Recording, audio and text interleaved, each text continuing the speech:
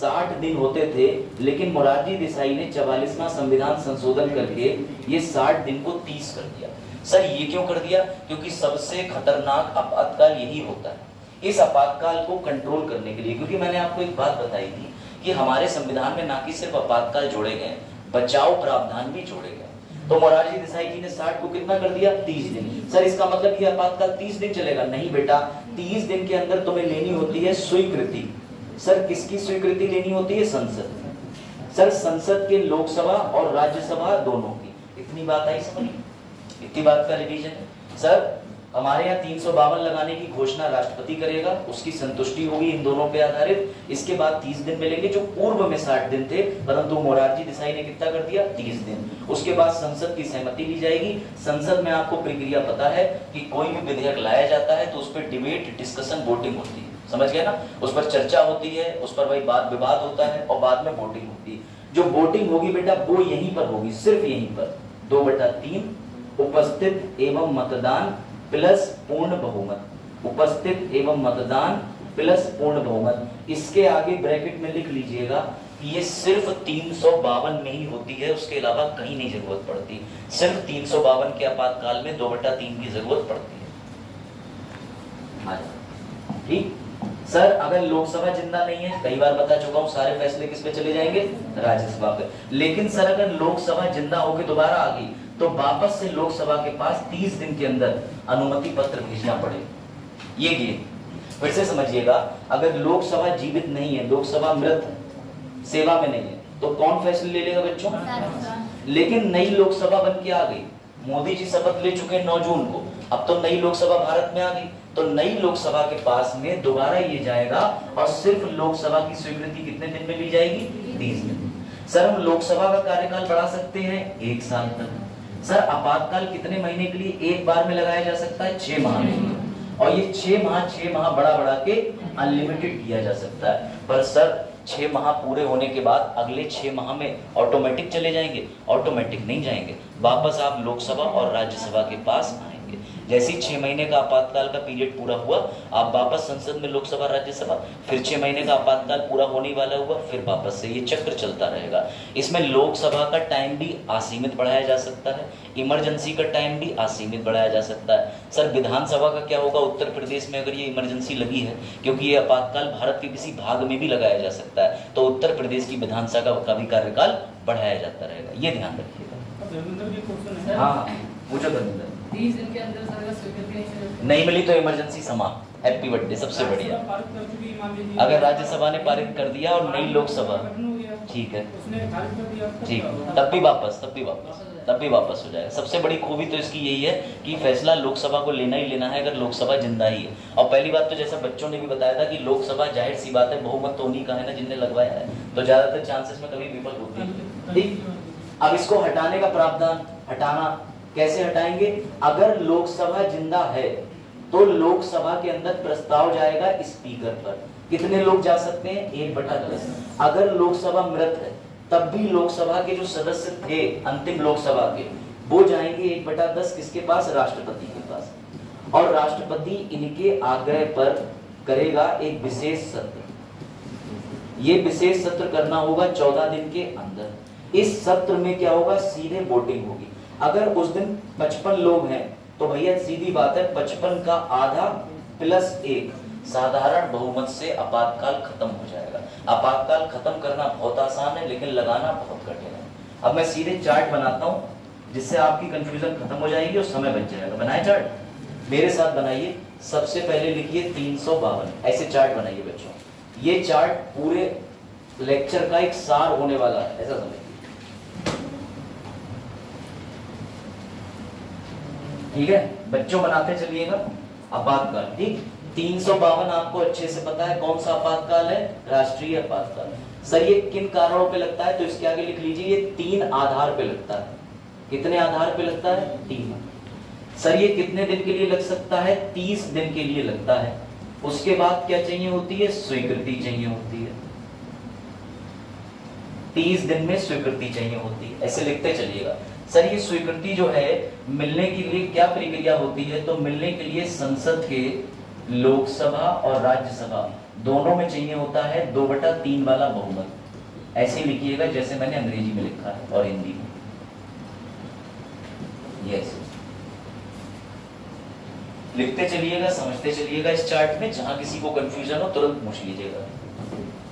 इसकी घोषणा कौन करेगा? तो भैया घोषणा के लिए इसके नीचे लिख सकते हैं आप, राष्ट्रपति करेगा घोषणा।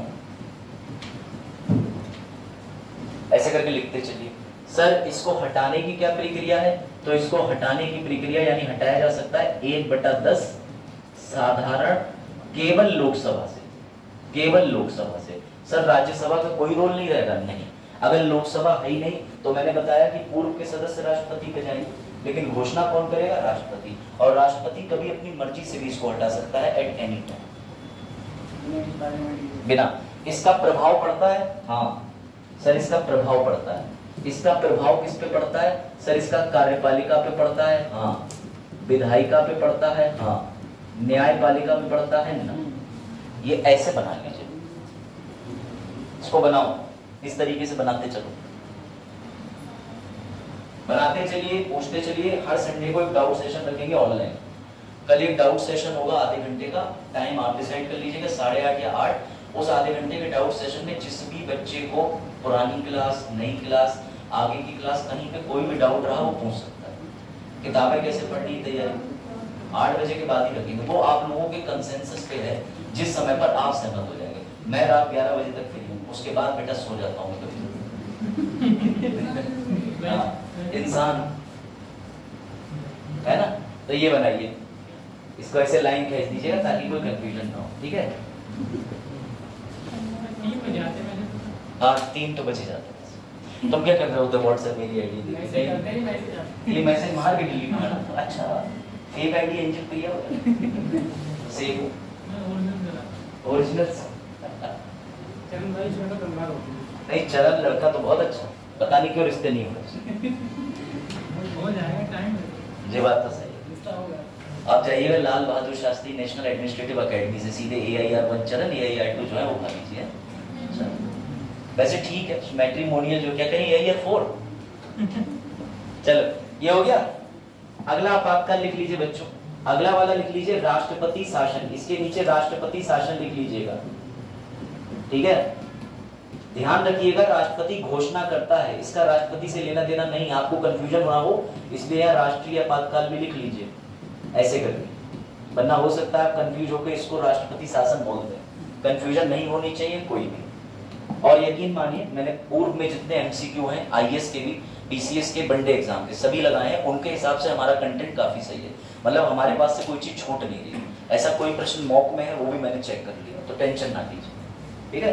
राष्ट्रपति शासन पे सर लगाने के 2 आधार होते हैं बच्चों, 2 आधार होते हैं।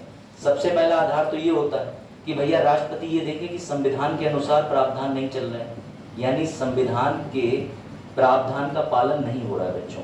संविधान के प्रावधान का पालन, और उसके आगे कट मार दो, ऐसे नहीं हो रहा। मैं जो नोट्स बनाता हूँ वो शॉर्ट ट्रिक, काफी समय से नोट्स बनाते बनाते अपने खुद के सिंबल बन जाते हैं। अच्छा ये निशान काफी मदद करते हैं चीजें याद रखने में, तो आप भी नोट मेकिंग करें तो इनका प्रयोग करें, लेकिन मेंस के उत्तर में इस तरीके के सिंबल ना डालें। मैं तो डाल देता हूँ सिंबल, हंसता हुआ गुड्डा और ये सब, आप ना प्रयोग करें, ठीक। 2 आधार होते हैं सर, संविधान के प्रावधान का पालन ना हो रहा हो। दूसरा सर ये होता है अनुच्छेद 365 में राज्यपाल की रिपोर्ट। राज्यपाल की रिपोर्ट बेटा इस आर्टिकल को याद करना सबसे आसान है। 356 को थोड़ा सा पलट तो 365 बन जाएगा, ठीक है। इसमें राज्यपाल की रिपोर्ट याद रखिएगा सबसे अहम भूमिका है, क्योंकि राज्यपाल के ऊपर और राष्ट्रपति के ऊपर कार्रवाई हो ही नहीं सकती। अनुच्छेद 360 के बाद एक अनुच्छेद है 361, वो इन दोनों को बचा लेता है। आप कुछ भी करो, संविधान का बेड़ा गर्क कर दो, बस इतना दिखा दो कि हम ऑफिशियल काम कर रहे थे, औपचारिक काम कर रहे थे, ठीक। बेटा इसमें स्वीकृति वाला पॉइंट मैं अलग पेन से इस्तेमाल कर रहा हूँ, 60 दिन 60 डेज। आप इसे अंग्रेजी में लिखना, क्योंकि दिन और डेज में तुम्हारा दिमाग कहेगा क्या क्या क्या, हिंदी अंग्रेजी कैसे, तो दिमाग को कंफ्यूज करो, इधर दिन इधर डेज। सर इसमें 60 दिन का समय मिलता है, हाँ। सर इसके अंदर भी हमें संसद से अनुमति लेनी होती है बेटा, बिल्कुल लेनी होती है। सर लोकसभा से, राज्यसभा से, दोनों से। सर 2/3 नहीं बेटा, यहाँ पर जो बहुमत चाहिए होता है वो चाहिए होता है साधारण, यानी 50% + 1। कौन लोग जो उस दिन उपस्थित एवं मतदान करेंगे, मैं लिख दे रहा हूँ, जो उस दिन उपस्थित होंगे एवं मतदान करेंगे। ये ध्यान लिखते चलिए। ये चार्ट आपके घर पे आप अपने एक A4 पन्ने पे बना के, जब तक आपको ये याद नहीं हो जाए, इसको चिपका ले जहाँ पढ़ाई करते हैं और रोज देखें। मैं तो ऐसे ही याद करता था, है ना। तो इसको आप चाहे अपने मोबाइल के वॉलपेपर पे लगा लें, चाहे हथेली पे भी तीज निकल गई वरना मेहंदी बनवा लें, है ना। अनुच्छेद 365 कहाँ छुपा लांसी रक्षाबंधन पे देखा। लड़के भाई लड़के क्या करेंगे, लड़के मेहंदी में धूड़ेंगे। नाम नहीं धूड़ा जाता है, भूल गए तुम रस्म। अभी तुम क्या बताएं, फर्स्ट स्टेज पर हो सामाजिक प्रक्रियाओं में। देखो इधर, है ना, मूवीज में देखते तो यही सीखे। बोले अरे भैया उनके हस्बैंड अपना नाम धोड़ेंगे। हस्बैंड ने देखा इधर एस बना, पीछे पी बना, इधर क्यों बना, बोले हैं चक्कर खा के गिर गए। चलो उसके बाद इसको हटाने की प्रक्रिया बच्चों बड़ी मजेदार है, समझिएगा। यहाँ राष्ट्रपति शासन में एक गेम हो जाता है, समझिएगा ध्यान से। एक कॉलम चाहे यहाँ पे लिख लीजिएगा, मैं लिख दे रहा हूँ इसलिए जगह छोड़िए। बेटा इसको लगाने के लिए अधिकतम अनलिमिटेड बना दीजिए। इसकी अवधि जो है वो असीमित है, लेकिन इसकी जो बेटा अवधि होती है यानी कितने वर्ष तक ले जा सकते हैं, तो अधिकतम 3 वर्ष। इस 3 में से जो पहला वर्ष होता है उसे साधारण कहते हैं यानी नॉर्मल, और जो दूसरा वर्ष होता है यानी आगे के 2 वर्ष ये कठिन होते हैं। ये अधिकतम राष्ट्रपति शासन 3 वर्षों के लिए लगाया जा सकता है, लेकिन याद रखना राष्ट्रपति शासन 3 साल तक लगाने के लिए मोरारजी देसाई ने तुम्हें फंसा दिया। मोरारजी देसाई ये बोले कि पहले साल तो तुम खूब मजा ले लो, लगा लो 6-6 महीने राष्ट्रपति शासन, लोकसभा राज्यसभा से स्वीकृति ले लो, लेकिन जब तुम इससे आगे लेके जाओगे तो तुम्हें मेरा 44वां संविधान संशोधन याद आएगा, जिसमें 2 बातें होनी चाहिए। 352 का आपातकाल लगा होना चाहिए भारत या किसी हिस्से में, और दूसरा भारत के चुनाव आयोग की एक सर्टिफिकेट चाहिए। अगर ये सर्टिफिकेट और भारत के किसी भाग में 352 का आपातकाल लगा होगा तभी तुम राष्ट्रपति शासन ले जा सकते हो। ठीक है, मैं दोबारा बता दे रहा हूं। राष्ट्रपति शासन लगाने के लिए 60 दिन मिले, 60 दिन में स्वीकृति ली, साधारण बहुमत। जिन बच्चों को बहुमत नहीं पता टेंशन ना लो, बहुमत पे एक क्लास पूरी होती है, मैं पढ़ाऊंगा, अगर नहीं भी मिलेगी तब भी पढ़ाऊंगा। तो अभी याद रखिएगा साधारण बहुमत का मतलब आज जितने लोग बैठे हुए क्लास में इसके 50% प्लस एक बच्चा, सपोज 40 बच्चे क्लास में तो 21 बच्चे मुझे चाहिए। 20% मतलब 50% 20 बच्चे और कोई एक बच्चा, तो 21 बच्चों में कोई भी विधेयक पारित हो जाएगा। इसे कहते हैं साधारण, समझ गए। 7 और 30 में नहीं होगा, 20 और उसमें हो जाएगा, 20 और 21। चलो तो ध्यान रखिए। उसके बाद अगर ये बहुमत पारित हो गया, समझिएगा ध्यान से, अब क्या होगा, आपातकाल चालू हो जाएगा। लेकिन आपातकाल कितने समय तक ले जा सकते हैं, तो 1 साल तक ले जाओगे राष्ट्रपति शासन। उसके बाद सर आपने तो कहा कि मैक्सिमम 3 साल, आगे के 2 साल में एंटर होने के लिए आपको 2 कंडीशन फुलफिल करनी पड़ेगी। ये पहले नहीं थी, ये 44वें संविधान संशोधन में मोरारजी भैया ने डाल दी।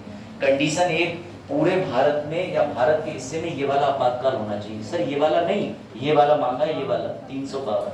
और दूसरा, भारत का चुनाव आयुक्त लिख के दे दे सर्टिफिकेट पे कि जहां पर आप राष्ट्रपति शासन लगाए हुए हो वहां चुनाव कराना संभव नहीं।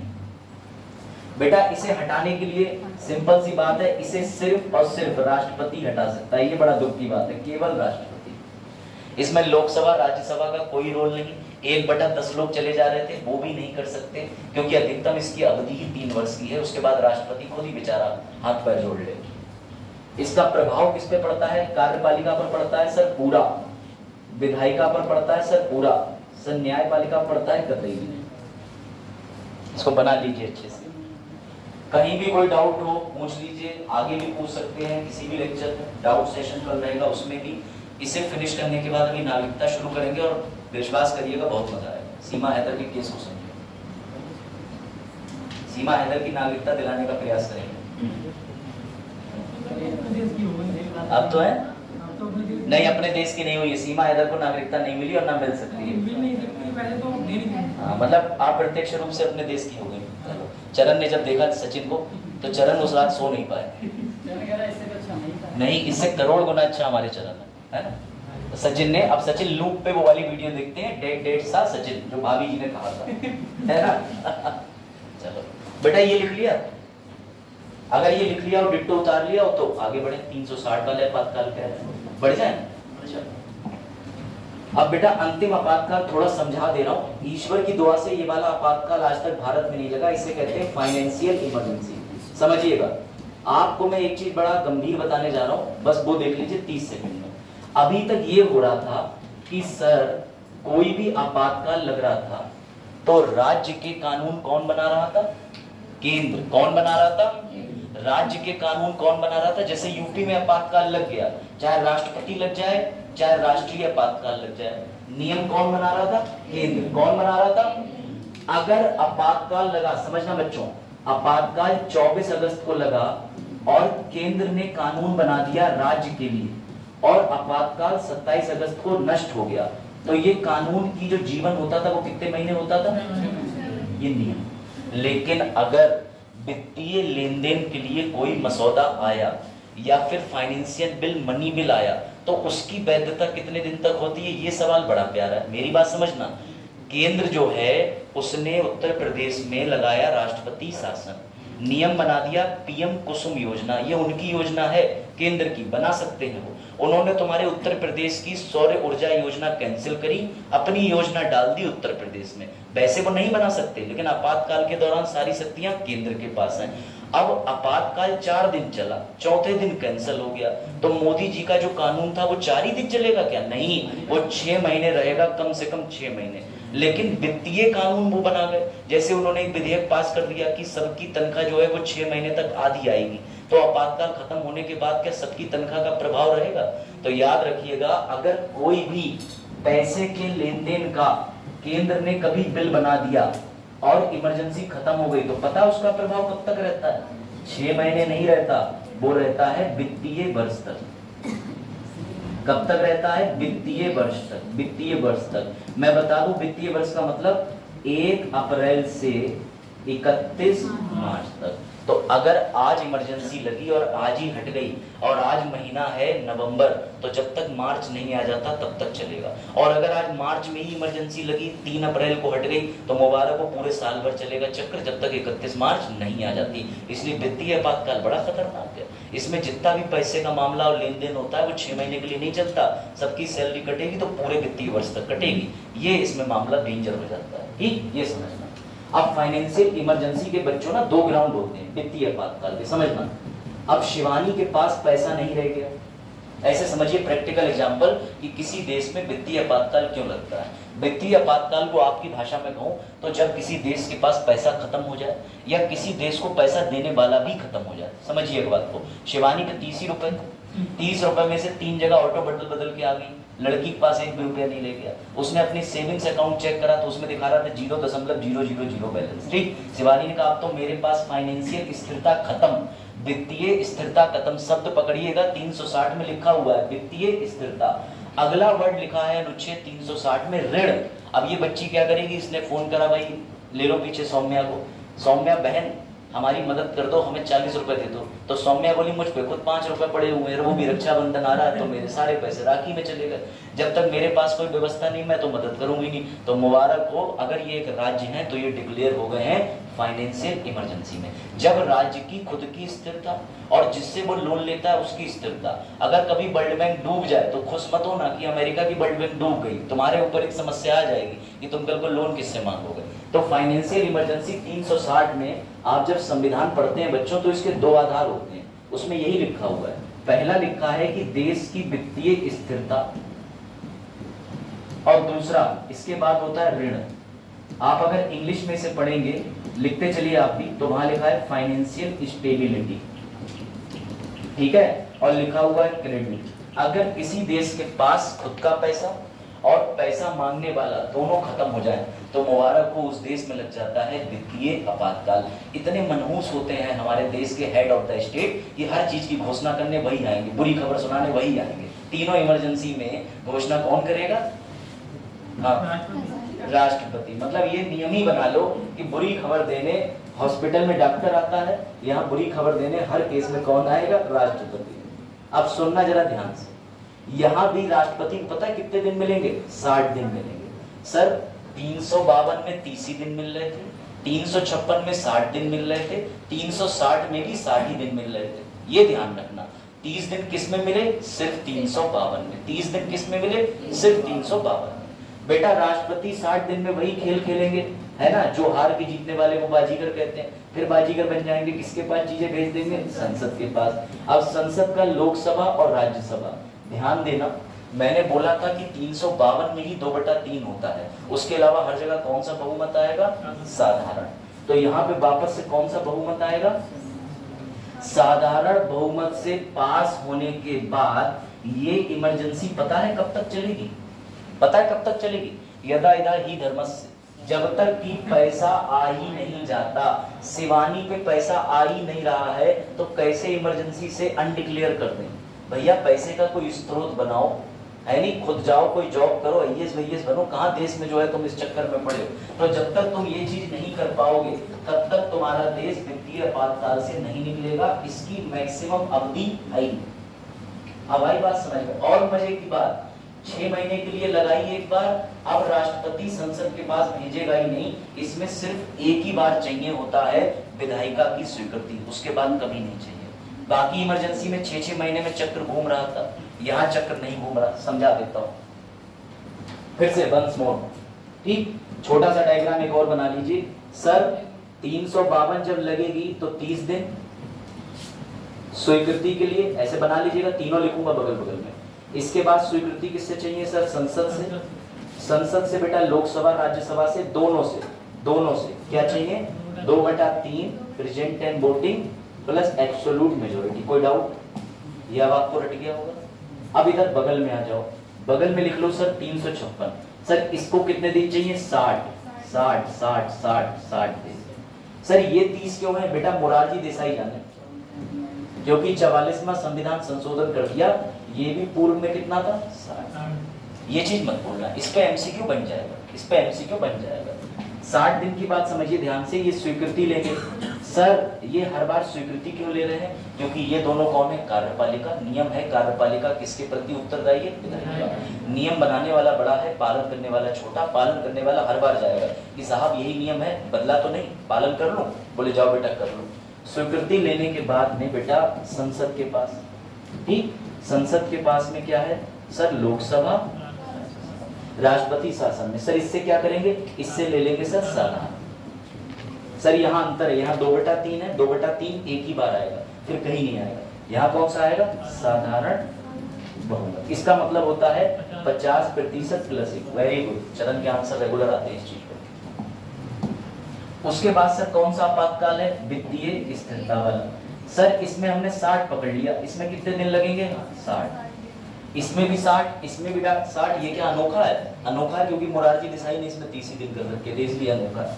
बेटा इसमें स्वीकृति चाहिए, सुनो, इसमें स्वीकृति के आगे लिख लो एक बार। कैसे? यहाँ स्वीकृति प्रत्येक 6 महीने में चाहिए, यहाँ स्वीकृति प्रत्येक 6 महीने में चाहिए। मैं लिख दे रहा हूं, प्रत्येक 6 माह में संसद की स्वीकृति,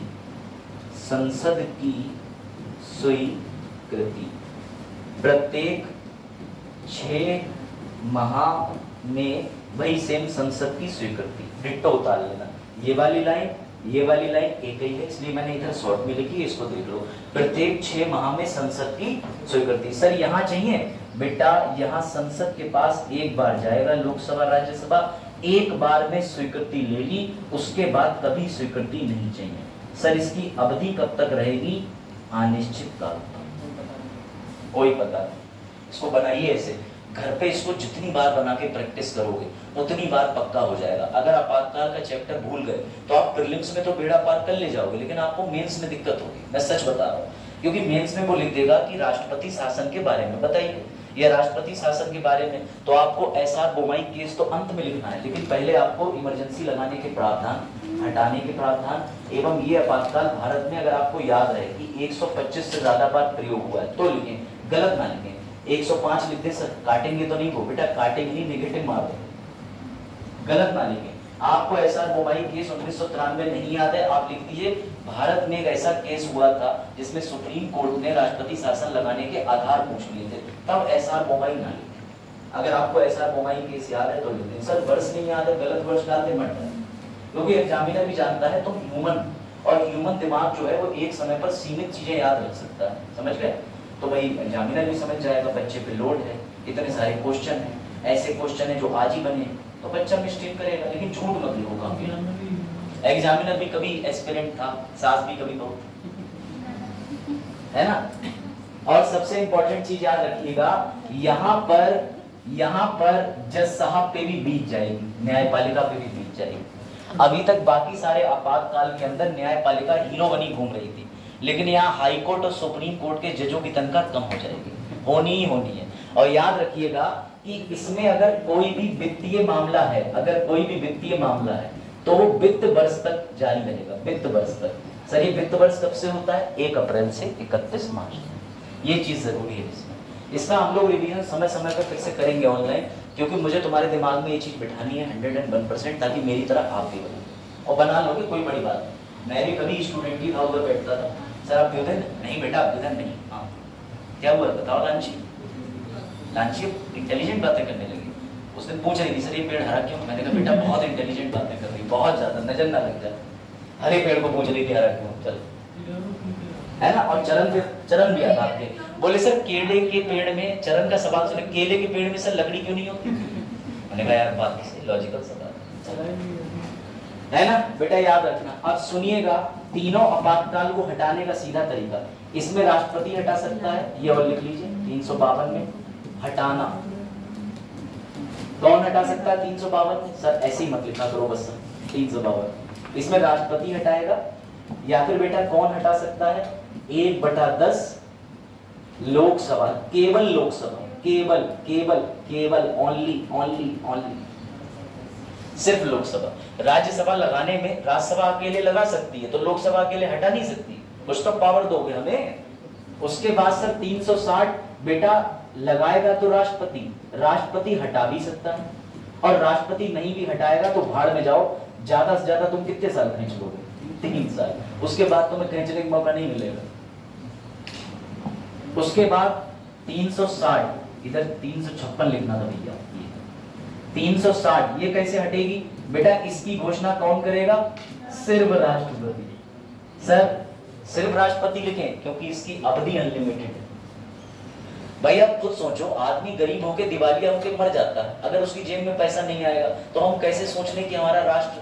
अब मजे की बात सुनो, जब कोविड आया था तो ये रिक्वेस्ट करी गई कि देश में राष्ट्रीय आपातकाल, सॉरी ये वाला वित्तीय आपातकाल घोषित कर दो। सरकार बोली पागल हो गए, क्यों घोषित कर दें वित्तीय आपातकाल? अभी इतनी बुरी थोड़ी स्थिति आई है, हमारे देश में पैसे का संचालन मानते कि रुक गया है, लेकिन हमारे ऋण देने वाले तो जिंदा है, तो हम काहे बंद कर दें?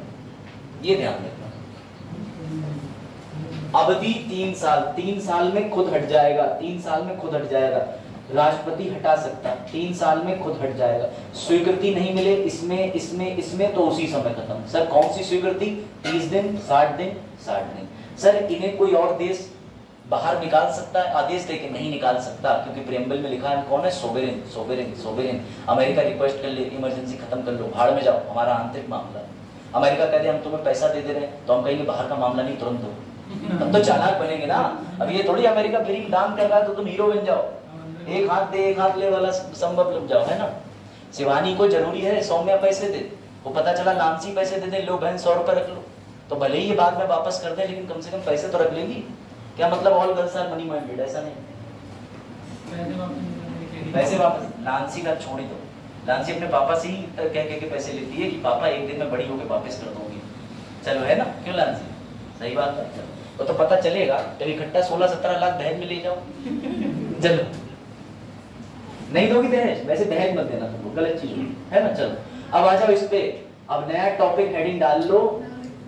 आज पता चलेगा कि पैदा तुम अपनी मर्जी से हुए, लेकिन तुम भारतीय इनकी मर्जी से बने, ये ध्यान रखना। हाँ बोल हटाओ, हाँ पूछ लीजिए।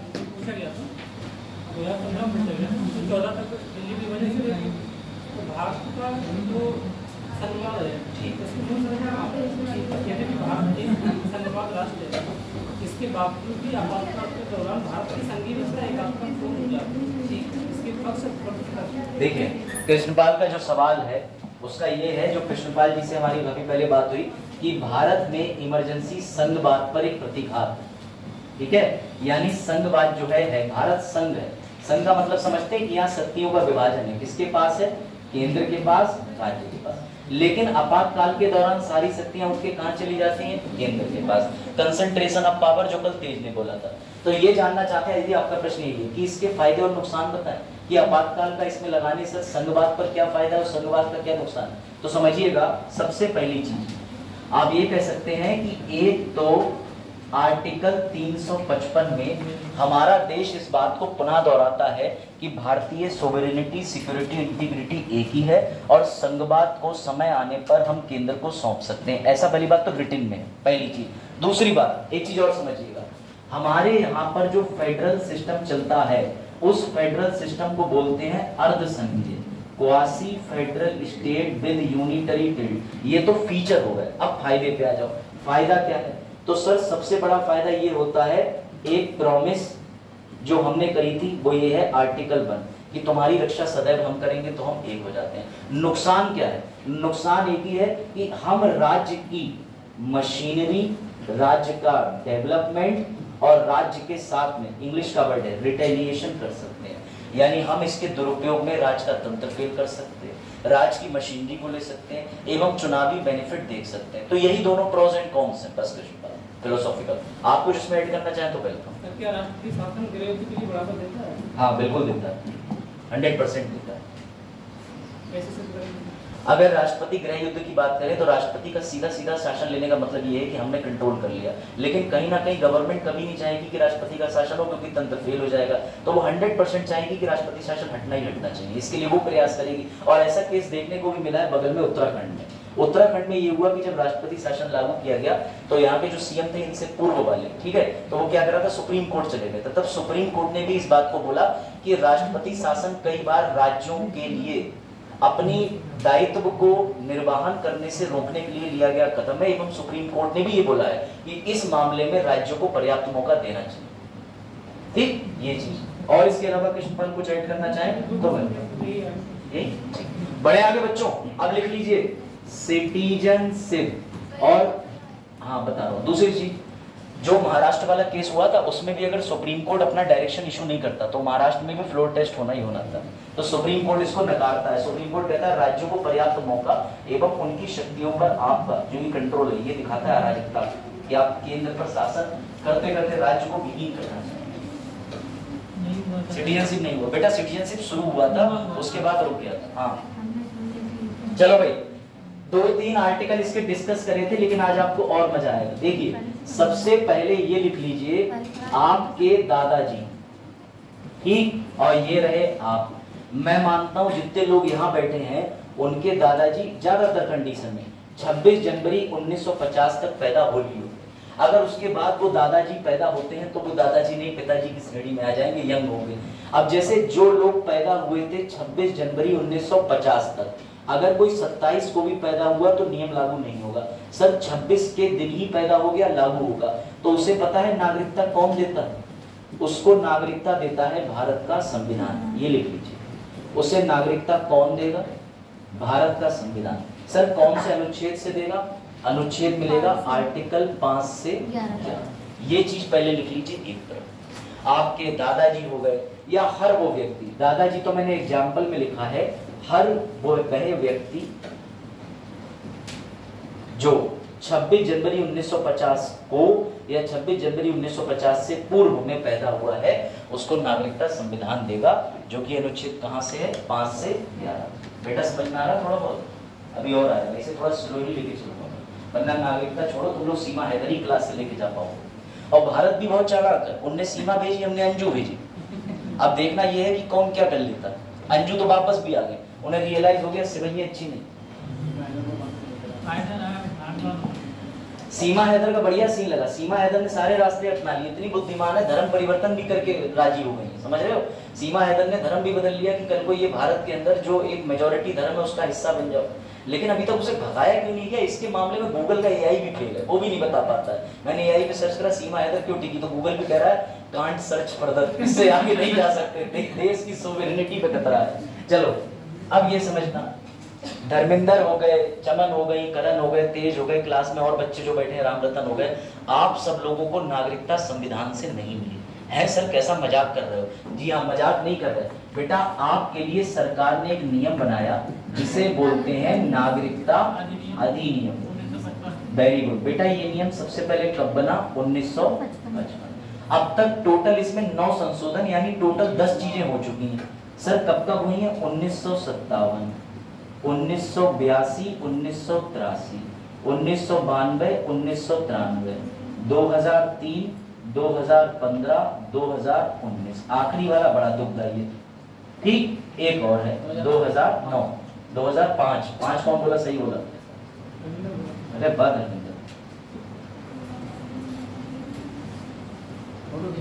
गुड, तो ये ध्यान रखिएगा। हाँ, मुस्कुराइए आप लोग प्लीज, है ना? कोई पैर वैर रख के मत बैठना, ऊपर फोटो आ जाता है वहां से पूछ लेते हैं पैर पे पैर चढ़ा के बैठे थे, पता नहीं कौन से डीएम है। हाँ, मैं तो जरूर आता हूँ कैमरे में, देखो आ रहा हूँ। अरे निदेशालय पता चले, ठीक ठाक बच्चे तो आ रहे हैं। चलिए ये हो गया। तो बेटा फिर से समझना, इशू समझना।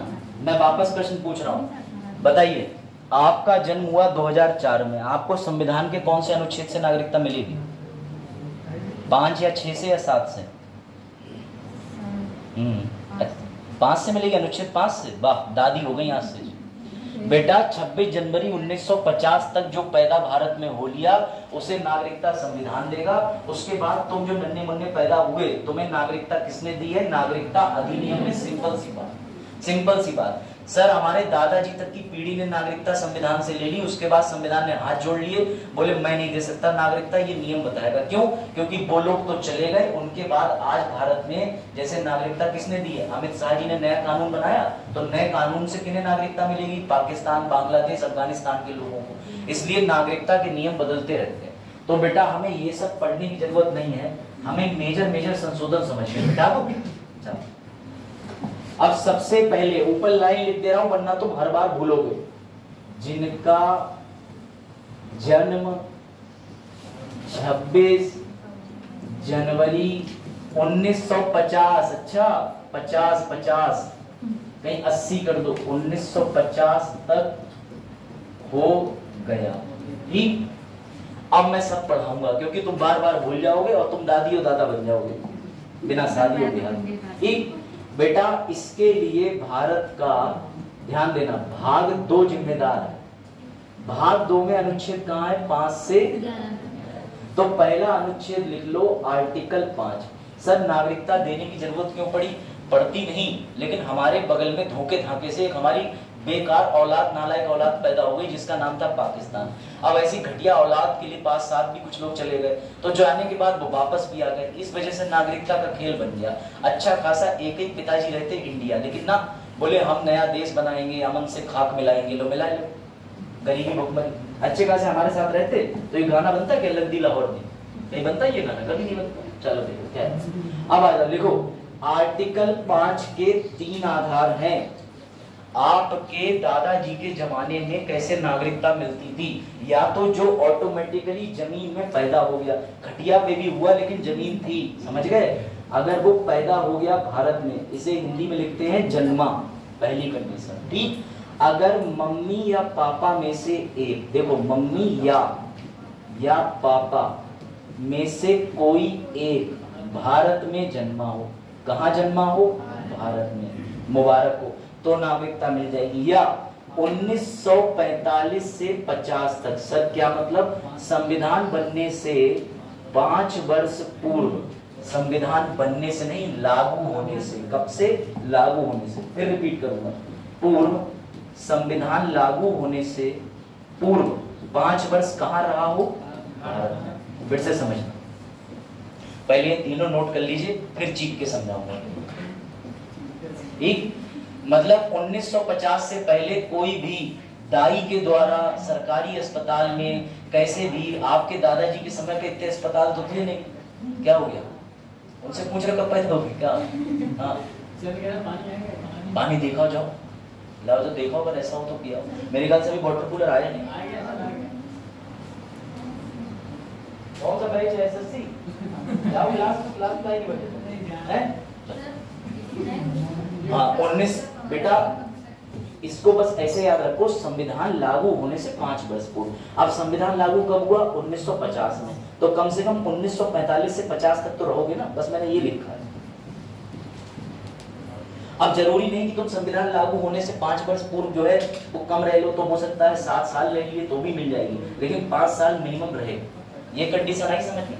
आपके दादाजी से पूछना तुम्हें नागरिकता कैसे मिली, वो कहेंगे हमें पता ही नहीं। फिर उन्हें बताना आर्टिकल 5 में, कहना क्योंकि तुम भारत में पैदा हो गए, तुम नहीं पैदा होते तो तुम्हारे भी मम्मी पापा यानी हम लोगों के परदादा परदादी भारत में पैदा हो गए। और अगर कोई व्यक्ति भारत के अंदर नागरिक नहीं भी था तो संविधान लागू होने से 5 साल पहले भारत रह गया। ऐसा पता हमने क्यों करा?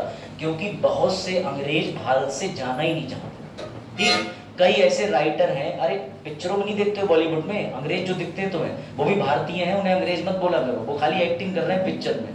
क्यों भारतीय हैं? क्योंकि वो पुराने समय में रुक गए, हमने उन्हें प्रावधान दिया कि तुम हमारे भारत पे शासन करने आए हो, भाग जाओ यहाँ से, तो वो बोले हम नहीं जाएंगे, 47 के बाद भी नहीं जाएंगे, हमें तो गोरी मैम अच्छी लगती है। ठीक है, वो एक नाटक आता था वो वाला। ठीक, तो बेटा उनसे कहा गया कि संविधान लागू होगा 1950 में, अगर तुम्हारी मर्जी है तो रुक जाओ 4-5 साल, हम तुम्हारे लिए वेट करके नागरिकता दे देंगे। तो जो अंग्रेज नहीं गए, या जो कुछ ऐसे भी थे मक्कार भारतीय जो अंग्रेजों के साथ ब्रिटेन चले गए और उनकी पीढ़ियां नौकर बन के ब्रिटेन में मर गई, ऐसे भी लोग हैं मक्कार इंडियन, ऐसे भी थे, समझ गए?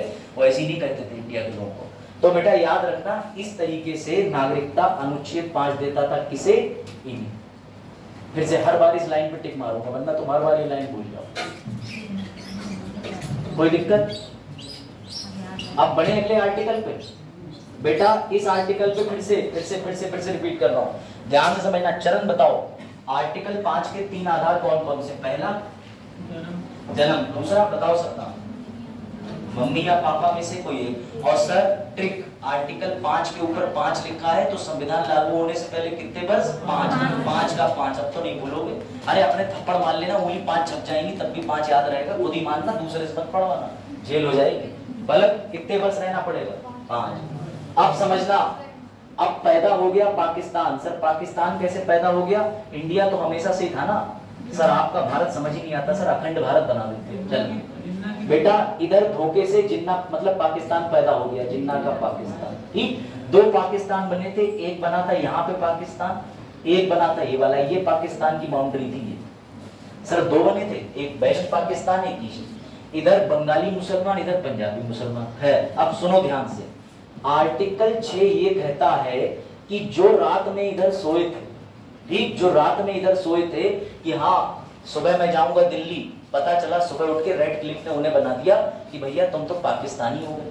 मतलब आप खुद सोचिए कि आप इस क्लास में बैठे हैं और 1 घंटे बाद घोषणा हो जाए, सीएम साहब घोषणा कर दें कि वो जो है उत्तराखंड का हिस्सा हो गया, तो भैया तुम तो कहोगे हैं हम तो बैठे बैठे यूपी में रह गए, उत्तराखंड कब विस्थापित हो गया। तो ऐसे लोग भारत तो आएंगे, जाहिर सी बात है वो कहेंगे हम तो भारत में ही रहना चाहते थे, हमें नहीं चाहिए पाकिस्तान का टैग। तो आर्टिकल 6 में जब पाकिस्तान बन गया तो कुछ लोग इधर से इधर आ गए, तो नागरिकता किसे दी जाएगी? जो बेचारे थे भारतीय, पाकिस्तान बनने के बाद उस तरफ रह गए, जो इधर आना चाहते हैं। बात समझे? बात समझे? इसी को आर्टिकल 6 की भाषा में कहते हैं प्रवास। क्या कहते हैं? प्रवास। लिख लो माइग्रेशन। माइग्रेशन। सर आर्टिकल 5 को आपने क्या बोला था? इसके आगे लिख लो डोमिसाइल। क्या लिख लो? डोमिसाइल।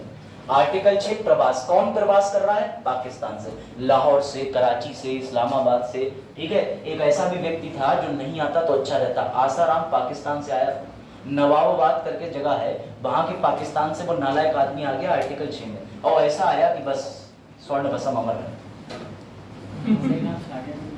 समझ गए? सबसे गंदा आदमी आ गया। आसाराम ने करोड़ों युवाओं की आशा ही धूमिल कर दी, सारी आशाएं खुद ही ले होगा। हाँ, जिनको आसाराम का केस नहीं पता, ईश्वर करे कभी न जान पाओ। राम रहीम को जानते हो, जो 8 बार बेल लेने के बाहर आया? ये तो ऐसे महापुरुष हैं जिन्हें भारत रत्न से नवाजा जाना चाहिए, ब्रांड एम्बेसडर ऑफ।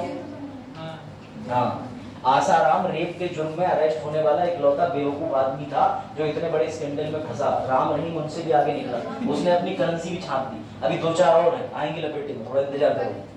ठीक है सर, हमारे धर्म को नाप रहा है, ऐसा नहीं है। न्यूज पढ़ा करो, मौलवी साहब की भी खबरें निकलती हैं, बंदूक चला चला भूत उतारने वाली वीडियो देखी कि नहीं देखी? हाँ हाँ अरे सिविल कोड तक कैसे पहुंच गई इतने में? सिविल कोड वो कोड होते हैं ना जमीन के राजस्व के विवाद चलते हैं, समझ गया? सिविल कोड, जैसे सिविल कोड का मतलब तुम जमीन का बात लेके जाओगे सिविल न्यायालय में, और क्रिमिनल न्यायालय में जहाँ सलोनी ने किसी को मार दिया, सलोनी कहीं भाग के इधर चट से मारा था, और उसके बाद क्या हो गया? क्रिमिनल मैटर हो गया, क्राइम। तो समझो सर, लोग कहां से आएंगे भाग के? पाकिस्तान से। तो अब सुनो ध्यान से, ऐसे लोग तुम्हारे देश में जब आएंगे तो तुम भले ही इंडिया के थे, लेकिन रात में तो रेडक्लिफ ने एक लाइन खींच दी, अब ये पाकिस्तान से भारत आएंगे, तो हमने इनके लिए आर्टिकल 6 में 4 कंडीशन रख दी कि जो भी पाकिस्तान से इंडिया आना चाहता है, कंडीशन नंबर 1 वही बेसिक कंडीशन है, तुम्हारा जन्म हुआ हो। कहां हुआ हो? जब आप विभाज्य भारत रहा हो, डिवाइड ना हुआ हो। क्योंकि अगर डिवीजन की रात में तुम पैदा हुए तो तुम तो पाकिस्तानी थे, लेकिन तुम पैदा इस लाइन से पहले हुए, इस वाली लाइन से, तब तो ये इंडिया था ना अनडिवाइडेड। तो भैया अब ये लाइन से पहले, तो इधर लिख लीजिएगा बॉर्न के आगे अविभाज्य, इसे कहते हैं अनडिवाइडेड। बच्चों लिख लो अनडिवाइडेड। आर्टिकल 5 में अनडिवाइडेड नहीं लिखा था, यहाँ लिखा जाएगा। क्यों? क्योंकि अब पाकिस्तान से लोग आएंगे तो तुम पूछोगे नहीं क्यों कहाँ पैदा हुआ था? बोले भैया रात पाकिस्तान बन गया, मैं तो 20 साल का यही हुआ था इंडिया में, जो बंटवारा नहीं था जिसका। तो बोले अरे ये तो अपना इंसान, आजा आजा आजा। और जो पैदा हुआ बंटवारा होने के बाद, बोले हम कहे तो बोले कल को तू कह देगा मकसद ना बोले। बात समझे? अभी तो और बोलेंगे पाकिस्तान, वीडियो पाकिस्तान तक जानी चाहिए सर, कॉपीराइट आ जाएगा सर। अब अगला देखिए, अब ये हुआ, यहाँ सुनना, पिछले वाले आर्टिकल में मम्मी या पापा, यहाँ भी हमने यही बात कर दी, यहाँ भी हमने कह दी मम्मी या पापा। मम्मी या पापा में से कोई एक पैदा हुआ हो, लेकिन कहाँ पैदा हुआ हो? अविभाज्य भारत में, अविभाज्य में। बेटा आर्टिकल 6 में शब्द तो जुड़ना ही जुड़ना है, अनडिवाइडेड, अविभाज्य, अविभाज्य। बेटी समझ रही हो? ये दोनों बातें समझ आ रही? पाकिस्तान वाले जो खालू है इधर आना चाह रहे हैं, तो हमने खालू से कहा तुम पैदा हुए हो अनडिवाइडेड इंडिया में, तुम्हारी जो है वो खाला पैदा हुई हो, मतलब तुम्हारी जो है मम्मी या पापा में से कोई एक पैदा हुआ हो अनडिवाइडेड इंडिया में। अब सुनो, ये हो सकता है मक्कार हो, तो हमने कहा कि हमें तुम्हारे दादा और दादी भी देखने, तो इसमें तीसरा क्लॉज ऐड कर लो कि इसमें क्या जोड़ दिया गया? दादा या दादी, दोनों में से कोई एक क्या होना चाहिए? दोनों में से कोई एक अविभाज्य भारत में पैदा होना चाहिए। और एक कंडीशन और कर दी, एक कंडीशन और कर दी, वो लिख लो बच्चों।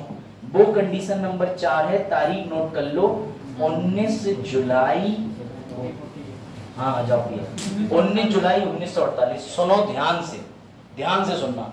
अभ्युदय में रजिस्ट्रेशन हमेशा थोड़ी ना खुले, कभी मुंह उठा के आए चले आए और फिर कह दिया हम तो 8 दिन से आ रहे हैं, बेकॉम जोड़िया पढ़ा रहे हैं, तो तुम जाते समझ लो तुम कहां से पढ़ के आए, समझ रहे? तो समझो बात को। अब 19 जुलाई 1948 की डेट ये है, ध्यान से समझना। अगर तुम पाकिस्तान से इंडिया आना चाहते हो तो अपने अब्बू से 19 जुलाई से पहले तक अनुमति ले लो। 19 जुलाई के बाद आओगे तो तुम्हें हम एंट्री डायरेक्ट नहीं देंगे। फिर से समझना, पाकिस्तान बन गया रातों रात, भाग खड़े हुए लोग, जैसे इस क्लास का डिवीजन करके समझ लो ये इंडिया था पूरा, इधर वाले मक्काल लोग पाकिस्तान, ठीक। अब इन्हें तो पता नहीं था कि हम पाकिस्तान बन जाएंगे, क्योंकि प्रदीप ने बीच में एक लाइन खींच दी, प्रदीप को लाइन खींचना आती है, चूना डाल गए इनके मुंह से होता हुआ चूना निकल गया, तो प्रदीप ने लाइन खींच दी। अब हुआ क्या, ये कह रहे थे सर हम तो हमेशा से इंडियन है, हम काहे पाकिस्तान बने? तो अब नेहरू के सामने समस्या आ गई, नेहरू ने आर्टिकल 6 बनाया। आर्टिकल 6 में कहा कि आओगे लेकिन पहले 4 कंडीशन सेटिस्फाई करो। ये बताओ कि तुम पैदा हुए थे जब लाइन नहीं थी, मम्मी या पापा पैदा हुए जब लाइन नहीं थी, दादा या दादी पैदा हुए जब लाइन नहीं थी, और इधर आना है तो सुनो 19 जुलाई 1948 तक आ जाना। अगर उसके बाद आए तो तुम्हें 6 महीने रहना पड़ेगा कैंप में। कहाँ रहना पड़ेगा? कैंप में। फिर हम तुम्हें क्या देंगे? नागरिकता। ये कंडीशन है आर्टिकल 6। लिखो, प्रैक्टिकल फील लो ना। ये सब किसकी नागरिकता की है? चरण पैदा हुए तो चरण के समय पाकिस्तान बना था क्या? या चरण को ऐसे नागरिकता दोगे? नहीं, जो 26 जनवरी 1950 तक पैदा हुआ था, उसके बाद में तो तुम्हारे लिए बहुत आसान है। एक सर्टिफिकेट ले जाओ, 500 का नोट दो, अगले दिन में तुम्हारा बन गया जन्म प्रमाण पत्र। ऐसा ही होता है। हाँ, बिना पैसे कुछ काम ही नहीं होता। देखा, यही जानना चाह रहा है। इसको एंजॉय करते चलना, पीछे समझ आ रहा है, लिखते चलना अच्छे से, जहां दिक्कत हो तुरंत बताना, तुरंत एक और पाकिस्तान बनाएंगे। 1969 का जन्म नदी पंजीकरण अधिनियम जो है। यही से प्रेरित है। वो यहीं से प्रेरित है, वो आगे वाले आएगा एक्ट में संशोधन होगा। सही कह रहे हैं, बिल्कुल सही बात है। और उसके पीछे एक संशोधन भी जिम्मेदार है, मतलब एक एग्रीमेंट है, आगे पढ़ाऊंगा। नेहरू लियाकत समझौता 8 अप्रैल 1950। ये दोनों मक्कार एक साथ बैठे, मतलब आदरणीय एक साथ बैठे। उसके बाद में क्या कर गए, बोले हमारी माइनॉरिटी को तुम संभालना, तुम्हारी हम संभालेंगे, हमारी वाली तुम हमारे पड़े। वह हिंदुओं का धर्मांतरण कर रहे हैं, हम यहाँ तो आराम से कह रहे हैं कि नहीं भाई तुम हमारे अपने हो, हमेशा ही अपने रहोगे। तो वहां पर ये मक्कारी देख करके लाना जरूरी था। CAA 2019 जरूरी, मजबूरी। आओ तुम खड़े पड़े हो, पता नहीं रहे। चलो ये लिखा सर, एक बार दोनों बता दो सर, हमारी याददाश्त तेज रहेगी सर। तो भैया लिखो, आर्टिकल 5 में सबसे पहले तो ये टिक देना, 5 का 5 वर्ष संविधान। और सुनो, जिन्हें कलर कम दिखते हैं, लागू लाल रंग से लिख लेना, लागू होने से पूर्व। अंग्रेजी वालों वहां वर्ड जो लिखा है वो ये लिखा है COMMENCEMENT, कमेंसमेंट लिखा है, ये नहीं लिखा adopted. Word is commencement. Sir आपको याद कैसे रहता, तुम भी रटोगे।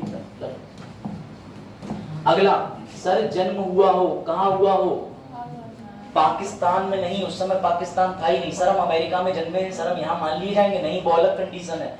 जन्म भारत की मिट्टी में हुआ हो, सर खटिया पे हो गया हो तो हाँ मिट्टी से ही जुड़ी हुई है वो, हवा में मत पैदा हो जाना। देखो इधर। उसके बाद सर मम्मी या पापा दोनों में से किसी एक का जन्म कहाँ हुआ हो, भारत। ये कंडीशन आर्टिकल 5 की है, तो तुम बन जाओगे नागरिक। अब आ जाओ आर्टिकल 6। आर्टिकल 6 की 4 कंडीशन नोट कर लो। पहला, सर जन्म वाली तो कतई सही लग रही है, लेकिन इसके आगे क्या है, अगर प्लेन में हुआ तो अभी बताएंगे क्या हुआ। ठीक देखो, हाँ अभी बताएंगे, प्लेन वाला मैं बताऊं फिर भी बताऊं। मम्मी या पापा ठीक में से कोई एक पैदा हुआ हो, लेकिन कहां पैदा हुआ हो, अविभाज्य भारत। बेटा अविभाज्य भारत का मतलब जब इंडिया पाकिस्तान नहीं बना था, अनडिवाइडेड मंगल से पहले नहीं, सोमवार का दिन था ना, मंगल से पहले अनडिवाइडेड थी क्लास, अनडिवाइडेड। बाद में ससुरो तुम हो गए, समझो। देखो इधर मोरले मिंटो आओ। उसके बाद दादा दादी में से कोई एक कहां हुआ हो, अनडिवाइडेड। ठीक। उसके बाद सर 19 जुलाई 1987, जुलाई वहां लिखा है। अगर इस डेट तक आ गए तो हैप्पी बर्थडे, नहीं आ पाए तो 6 माह कैंप में रहो, नागरिकता ले लो। ऐसे लिख लो बाद में, तिथि के बाद। सर 1987 कोई बात नहीं बेटा, कोई बात नहीं, मॉर्टिन असर कर देगा। बस मॉर्टिन बेटा, मॉर्टिन ब्रांड ही है, कोई कहता तो कहता। मैंने कहा ना वो पूछ नहीं रही थी थोड़ी देर पहले, हरा पेड़ हरा क्यों सर बारिश को बारिश क्यों कहते। देखो अरे ठीक है बेटा, चौक समझा करो। देखो पढ़ने का मजा क्या होता है, टीचर का अपना एक पैटर्न होता है। दुनिया का हर टीचर बेकार है, हर टीचर अच्छा है। नहीं सर सारे तो नहीं बेकार होते, आप बढ़िया हो। तो कहने का मतलब ये है कि हर टीचर का पैटर्न होता है, तो हर टीचर कोई हंसी मजाक से पढ़ाता है। हो सकता है आपको मेरे पढ़ाने की शैली ना समझ आए, इसमें आपकी मिस्टेक नहीं है, आप जैसे टीचर को पसंद करना चाहे करें, लेकिन मैं पढ़ाता एंजॉयमेंट के साथ। तो बीच में जोक नहीं आएंगे तो तुम सो जाओ, है ना, सही बात है ना। काजू क्या नाम है आपका, ये सुना, अरे जोड़ी पढ़ाई कर रही हो, माइक से अभी नहीं करनी, अभी देखो इधर। चलो तो बेटा आप समझ रहे हो, इसकी ट्रिक सुनो, इसकी ट्रिक सुनो। नवाजुद्दीन सिद्दीकी का फेमस डायलॉग है, बाप का दादा का सबका बदला लेगा फैजल। बस वही वाला फैजल याद रख लेना आर्टिकल 6 में, ठीक है। आर्टिकल 6 में कोई कंडीशन है, आर्टिकल 5 में कोई दिक्कत हो तो बताओ। बेटा आर्टिकल 5 किसके बारे में बात करता है, डोमिसाइल। आर्टिकल 6 बात करता है प्रवास। आगे बढ़े, प्रभात नहीं बाहुबली वाला, प्रवास, माइग्रेशन। सर हमें पता है सर, अभी हमने जल्दी में नागरिकता ली है सर, यूनिवर्सिटी खिड़की पे माइग्रेशन लिया। गधों, वो माइग्रेशन नहीं, वो विश्वविद्यालय बदलने का माइग्रेशन होता है। कहीं उससे जाके पूछ लो, तुझे पता है नागरिकता अधिनियम 1955 का माइग्रेशन है। बहुत मारेगा तुम्हें बंद खिड़की से भी। देखो अगला लिखो, अगला वाले आर्टिकल की प्रैक्टिकलिटी समझो, मजा आ जाएगा। ये रहा सर भारत, मतलब सर बस मान लिया है, वैसे लग तो कहीं से नहीं रहा, ठीक समझ लो। इधर बन गया था पाकिस्तान, इधर बन गया था पाकिस्तान। समझना, अब कुछ लोग होते हैं जो हर दुकान का स्वाद लेना चाहते हैं। अच्छा बिरयानी किसकी बढ़िया बन रही है उसकी, चलो आज उधर चल रहे हैं, नहीं अच्छी लगी तो वापस अपनी दुकान पे लौट आएंगे। तो आर्टिकल 7 में ऐसा ही हुआ। कुछ मक्कार हिंदू मुसलमान दोनों, जब उन्हें पता चला कि रेड क्लिफ ने ये सीमा बना दी है, बोले वाह वाह वाह वाह, ईद आ रही है, ईद पे सेवैयां इधर खा ले, आ गए ईद पे सेवैयां खाने। और जब यहाँ लट चले हैं, यहाँ मकान मिले नहीं और यहाँ की जनता ने जो संपत्ति छीन के लात घूंसे चला के भगाया है यहाँ से, तो बेटा वो लौट के बुद्धू घर को आए, जो कहावत चली है वो इसीलिए चली है। थे इस हिस्से में, गए पाकिस्तान में, वापस इंडिया आ गए। बेटा इन्हें हम कहते हैं आर्टिकल 7 के अंदर पुनः प्रवास, इन्हें बोलते हैं हम रिवर्स माइग्रेशन। लिख लो, रिवर्स माइग्रेशन। ये बहुत इंटरेस्टिंग है, इसको समझो, मजा आता है।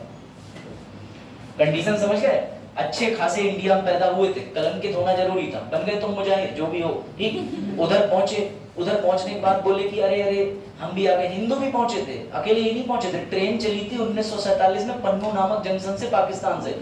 ट्रेन का फोटो भी दिखाऊंगा, इतनी भीड़ थी उसमें कि एक के ऊपर एक लदे हुए थे ऊपर तक, समझ रहे हो? तो हिंदू भी गए थे, हिंदू इस लालच में गए थे कि जिन्ना ने कह दिया था कि मैं हिंदुओं के लिए भी अच्छी अच्छी इमारतें बनाऊंगा, ये दूंगा और फलाना ढिमाका। बाद में जिन्ना खुद काय से मरे, एम्बुलेंस में आते हृदय गति रुक गई, पेट्रोल खत्म। पता होगा ना, माइक सर ने बताया होगा। माइक सर तो सॉलिड है। पाकिस्तान में ऐसी होती है मौत? अच्छा एम्बुलेंस ऐसी होती है, तो चलाए हुए हो। इंडिया पता नहीं चल पा रही, गाय भैंस को लदवा दे रहे हैं 112 नंबर पुलिस में, और इंसान को लदवा दे रहे हैं एम्बुलेंस की जगह किसी और में। ऐसा तो गाँव है इनका, है ना? चरण से कोई कह दे जाओ रिपोर्ट लगवाओ, तो चरण सीधे जाते हैं पशु खाने में। चलो देखो, खैर जो अपनी जगह। अब सुनो बेटा, नेहरू जी डर गए। नेहरू कैसे डर गए? नेहरू ने ये सोचा कि यार जब ये लोग गए थे तो ये बिल्डिंग छोड़ गए। कृष्णपाल मान के चलो पाकिस्तान चले गए, अब कृष्णपाल तो थे नहीं उस जमाने में, तो छोड़ देते हैं। मैं ले लेता हूँ मेरे दादाजी के मित्र, क्योंकि मैं क्यों दादाजी को पाकिस्तानी बनाऊं, अच्छी भली जिंदगी चल रही भारतीय नागरिक हूं। कल को तुम कह दो कि इसलिए मना कर रहे थे, पाकिस्तानी है। तो देखो, तो हुआ ये कि मान के चलो हमारे दादाजी के टाइम में दादाजी के मित्र जो थे, उन्होंने फैसला लिया कि मैं पाकिस्तान जा रहा हूँ। तो जो उनका 5 मंजिला मकान था वो सरकार को देके चले गए, कह दिया सरकार ये लो तुम्हारा हो गया। क्योंकि ये डिसाइड हुआ था, शायद ऐसा ही डिसाइड हुआ होगा, मैंने रिपोर्ट पढ़ी, एक्चुअल तो कहीं नहीं लिखा था, कि अपना मकान छोड़ के तुम्हें वहां पर एक मकान दिया जाएगा, वो पाकिस्तान देगा जैसा भी देगा। तो कई लोगों के साथ समस्या ये हुई कि वो अपना 5 मंजिला मकान छोड़ के चले गए। अब यहाँ पे तुम्हें एक मकान मिला होगा, लेकिन अब सोचो जब तुम वापस आए तो इस मकान में तो ऑलरेडी अब्दुल बैठा हुआ था। भाई जाहिर सी बात है, जो मुसलमान वहां नहीं गया वो तो यही रहा ना, वो तो ये कहेगा हमारा मकान हो गया जी, अब तुम तो चले गए पाकिस्तानी, तुम काहे के लिए पाकिस्तानी बनने गए, ये मकान तो हमारा हो गया। नेहरू के सामने इतनी बड़ी समस्या हो गई बेटा, कत्लेआम शुरू हो गया, 5-5 लाख लोग इधर आने लगे। तो नेहरू ने इसका एक रास्ता निकाला। नेहरू ने क्या कहा कि जो 1 मार्च 1947 के बाद पाकिस्तान गए थे उन लोगों को नागरिक नहीं माना जाएगा, उन्हें वापस आने के लिए फिर से कोई डेट लागू करी, 1 जुलाई 1948। ये ध्यान रखना, मेरी बात समझना। कुछ लोग पाकिस्तान चले गए आर्टिकल 7 में, वापस तो आएंगे ही आएंगे। जो लोग इधर चले गए, अगर ये 1 मार्च 1947 के बाद गए हैं और अब वापस आना चाहते हैं, तो वापस आने की डेट क्या है? 1 जुलाई 1948। जो लोग इंडिया से पाकिस्तान गए अब वो नागरिक नहीं रह गए, डेट ये थी। वापस आना चाहते हो तो कब तक आ जाओ? यहाँ तक। और अगर इस डेट के बाद आए तो वापस से कितने महीने रहना पड़ेगा कैंप में? 6 महीने। यहाँ पर ये जो आने जाने की परिस्थिति थी, इसे नेहरू अंग्रेजी में बोल के चले गए परमिट फॉर रीसेटलमेंट। ये लिख लो, पहले ये कंडीशन लिख लो, फिर बोलूंगा फिर समझ आएगी, 3-4 बार बोलूंगा तब आएगी समझ। यानी इंडिया से पाकिस्तान गए, पाकिस्तान के हो गए, लेकिन डेट थी 1 मार्च 1947, क्योंकि 15 अगस्त 1947 को हम आजाद हुए, उससे पहले पाकिस्तान बनने की घोषणा हो गई। तो जो लोग 1 मार्च के बाद सामान लेके रेडी थे, जाओगे, फिर भैया बाद में लौट के आवेंगे हो गई। सौम्या पीछे समझ आ रहा है? इधर बेटा आपको तेज समझ आ रहा है? करण इधर आप बेटा, आप गरिमा से हुई?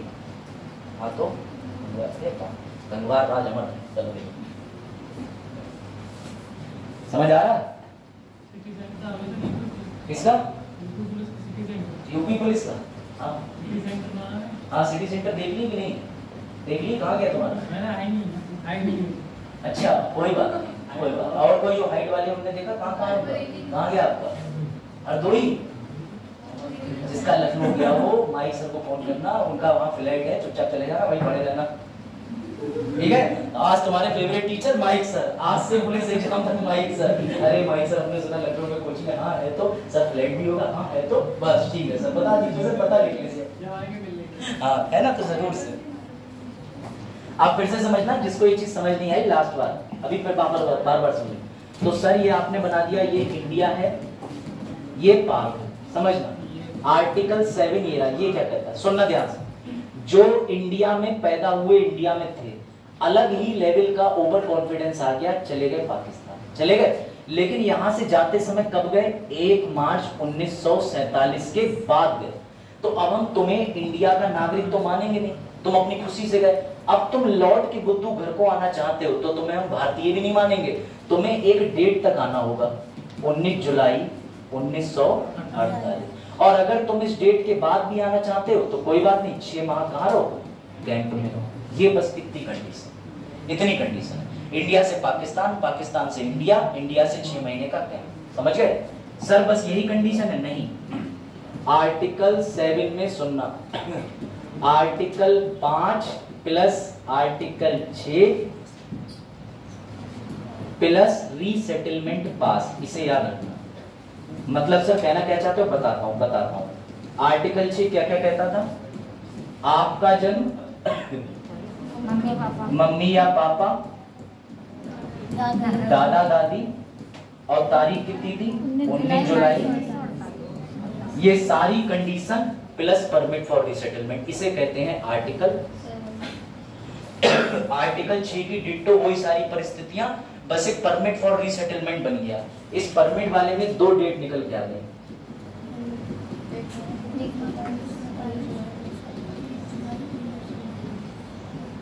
इसके बाद आओगे तो मुबारक हो, 6 माह कैंप में बिताओगे। बस इतना है। आर्टिकल 6 पूरा का पूरा फुलफिल कर लो। कौन सा जन्मा? अनडिवाइडेड इंडिया, अविभाज्य भारत,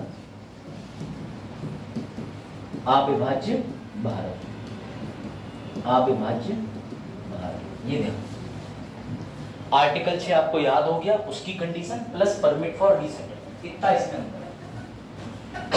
इसके आगे बढ़े? हाँ लिख लो अच्छे से समझ लो। मैं इसमें बिल्कुल तेजी नहीं कर रहा हूँ, चाहे कोई भी लेक्चर हो हमारा मंडे। एक बार आप सभी लोग मेरे इस लेक्चर के बाद कोऑर्डिनेटर सर से जाकर के बात कर लीजिए। कल जो से यूपी स्पेशल के लिए पॉलिटी 2 घंटे चाहते हैं, 9 बजे, 9:30 बजे, 10 बजे, तुम्हारे ऊपर है, जो टाइम रख लो। मैं उपस्थित हूँ। 12 से पूर्व तक क्लास खत्म करने का टाइम रख लेना। 12 के बाद में मैं फिर से सो जाऊंगा जाके, 2 दिन चमगादड़ बनना, मुझे छुट्टी मिली है, समझ गए? हाँ तो भैया जिसे जो टाइम रखना हो, पुलिस के लिए पॉलिटी मैराथन पढ़ना हो, मुझे बुला लेना। मैं सिर्फ पुलिस बैच वाली पॉलिटी पढ़ाऊंगा। ये सब ऐसे नहीं होगा डिटेल में, जितना पुलिस में आता है उतना काम, सही है? तो आप लोग जाके मेरी क्लास के बाद अभी कोऑर्डिनेटर सर से आग्रह कर लीजिएगा और उन्हें आप टाइम बता दीजिएगा। उनका कोई शेड्यूल नहीं होगा तो मैं तैयार हूँ, मुझे कोई दिक्कत नहीं। आप लोग चले जाइएगा, जो भी लोग पुलिस एग्जाम दे रहे हो, ठीक है? बढ़े आगे।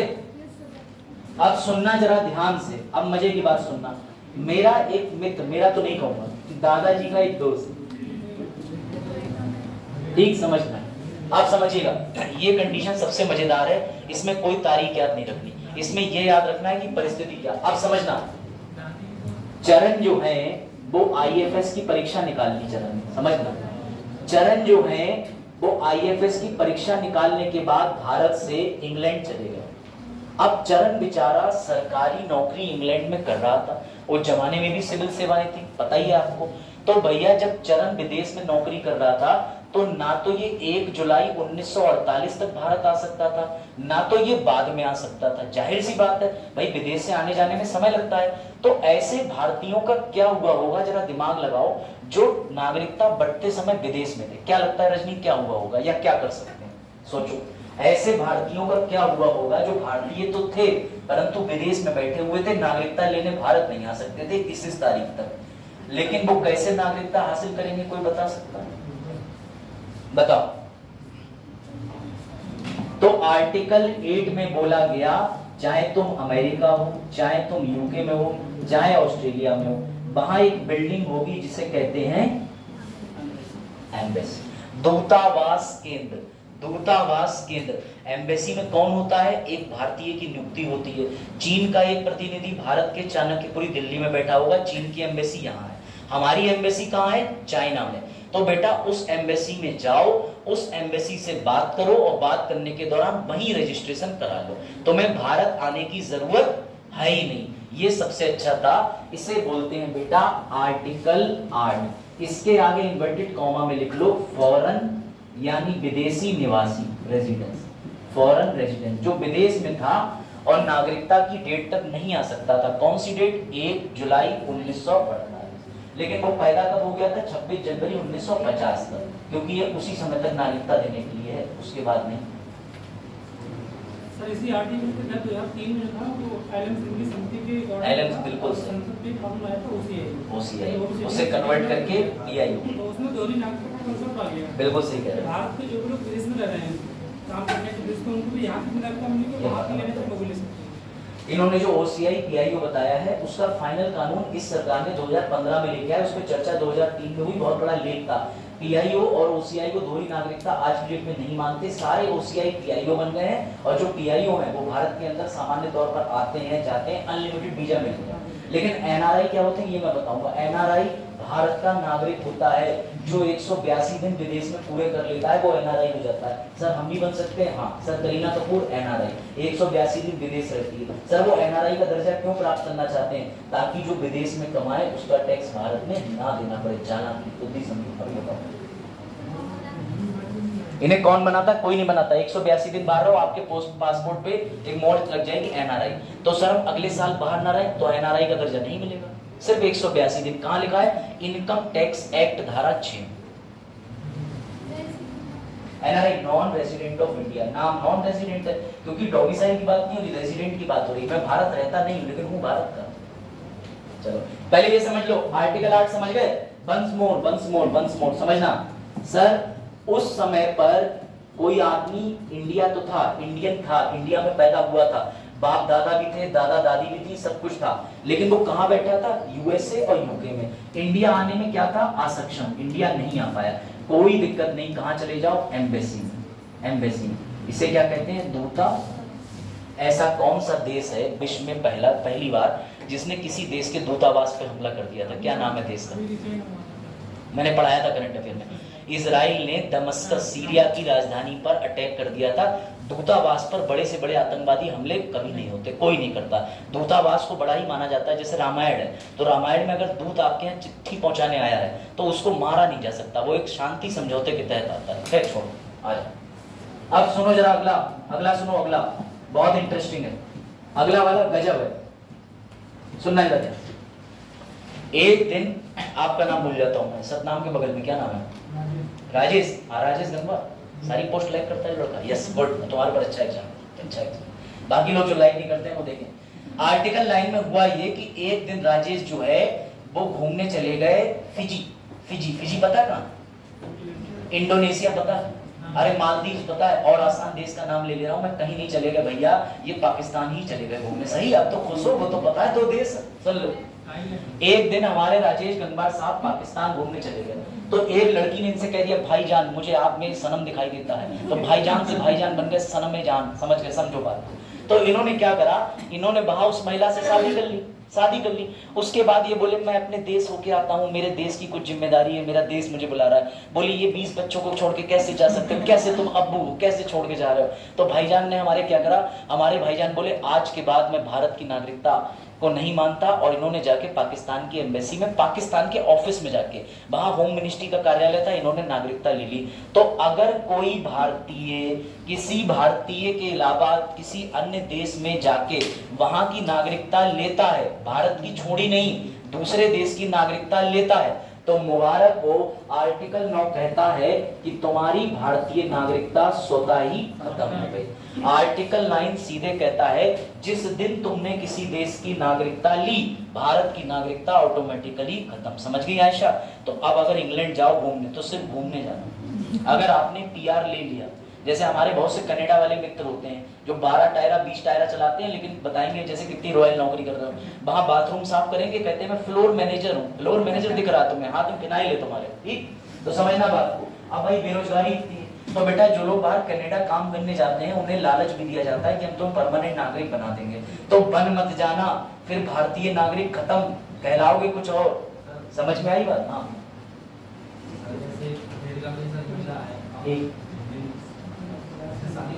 अमेरिका की महिला भारतीय शादी कर ले नहीं बनेगी जब तक भारत में 7 साल नहीं रह ले, उसके लिए नियम दूसरे।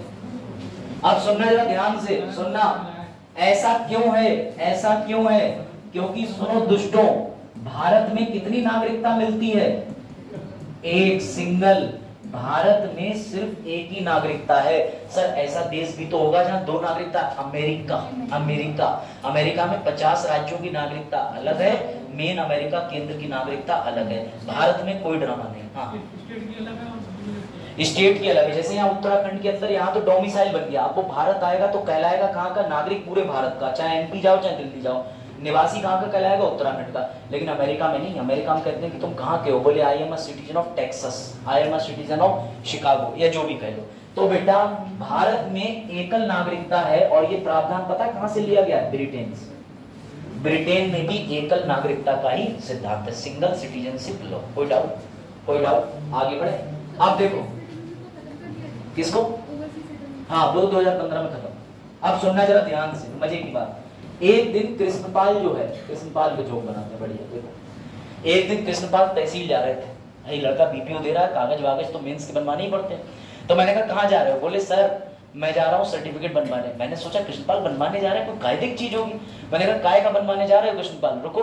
तो बोले सर मैं नागरिकता का प्रमाण पत्र बनवाने जा रहा हूँ। मैंने कहा मित्र चुपचाप घर चले जाओ। बोले क्यों? मैंने कहा जब तुमने छोड़ी नहीं तो नागरिकता रिन्यूएबल होती नहीं, बनवानी ही नहीं पड़ती। आर्टिकल 10 कहता है कि अगर तुम भारत के नागरिक हो तो मुबारक हो, ना तो तुम्हें ड्राइविंग लाइसेंस की तरह रिन्यूएबल कराना है, ना तो तुम्हें असला लाइसेंस की तरह रिन्यूएबल कराना है, ना तो तुम्हें रिचार्ज की तरह हर 3 महीने में फोन करना है, डाल तो रिचार्ज, समझ रहे हो, ना तो तुम्हें जो है कहीं पर कोई अर्जी पेश करनी है कि मैं नागरिक हूं जारी रखो। अगर तुमने किसी देश की नागरिकता ली नहीं तो मुबारक हो, ऑटोमेटिकली आप नागरिक बने रहेंगे। आर्टिकल 10 कहता है निरंतर नागरिकता चलती है, इसको रिन्यूएबल कराने की आवश्यकता नहीं होती। बात आई? ऐसा समझ बात आई इधर आपके? कतई समझ गए? बताओ आपके हस्बैंड को नागरिकता कैसे मिली? 1955 या 26 जनवरी 1950 से? 1955। समझदार है बच्चे, वाह। आज उनसे खुद पूछना, वो कहीं क्या पढ़ा रहा मास्टर तुम्हारा है, हमारे रिश्तों में दरार डलवा रहा।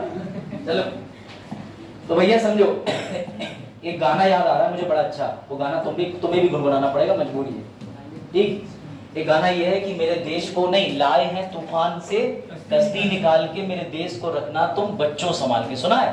तो भैया जरा गा लो एक बार लाइन, मेरे देश पर वो लाए हैं तूफान से कश्ती निकाल के, मेरे देश को रखना तुम बच्चों संभाल के। बेटा यही बात कहते कहते संविधान सभा ने बना दिया आर्टिकल 11। बोले आर्टिकल 5 से लेके 10 तक भारत का विभाजन हमने झेल लिया, नागरिक आए गए हमने निपटा दिया, हम तूफान से कश्ती निकाल लाए। लेकिन सुनो, अब आगे जब भी नागरिकता देनी होगी आदरणीय संसद, कानून कौन बनाएगा? तुम बनाओगे।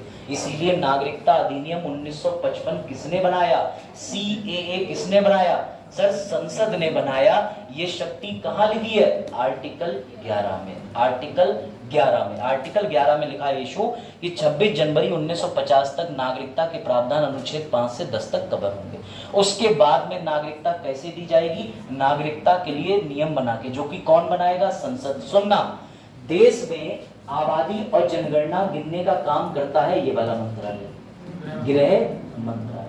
वैसे तो पॉपुलेशन के लिए एक अलग से ऑफिसर बनाया जाता है जिसे कहते हैं भैया महापंजीकरण एवं जो भी है उसका नाम ही अलग होता है, जैसे CAG होता है, ऐसी एक पॉपुलेशन के लिए व्यक्ति होता है। इस समय मृत्युंजय है वो है, इससे पहले और कोई थे, ठीक। तो समझना, ये पूरा मामला गृह मंत्रालय करता है, वही देखता है। गृह मंत्रालय को संसद से, ये वो मंत्रालय, संसद कोई नियम बनाने के लिए मंत्रालय से ही तो बोलेगी, जाओ मंत्रालय, विदेशी दूतावास पे नियम बनाना है, फॉरेन मिनिस्ट्री बनाएगी, रक्षा पे नियम बनाना है, राजनाथ सिंह बनाएंगे, फाइनेंस पे बनाना है, सीतारमण बनाएंगी। तो देश में नागरिकता पे नियम वो बनाएगा जो नागरिकों की गिनती करता हो। तो भैया गृह मंत्रालय में एक अपने मोटा भाई, मोटा भाई को तुम सब अच्छे से जानते हो। कौन कह रहा है नायक में दूसरा वाला कैरेक्टर? नायक पिक्चर का कैरेक्टर नहीं, आदरणीय अमित शाह जी। बेटा ये अमित शाह जी जो है यही नागरिकता पे नियम बनाएंगे और इन्होंने भारी मात्रा में खतरनाक नियम बना दिया जिसे कहते हैं विस्फोटक नियम CAA 2019। अब आर्टिकल 5 से 11 तक डाउट पूछो, इसके आगे की यात्रा तो कल होगी, लेकिन डाउट पूछो।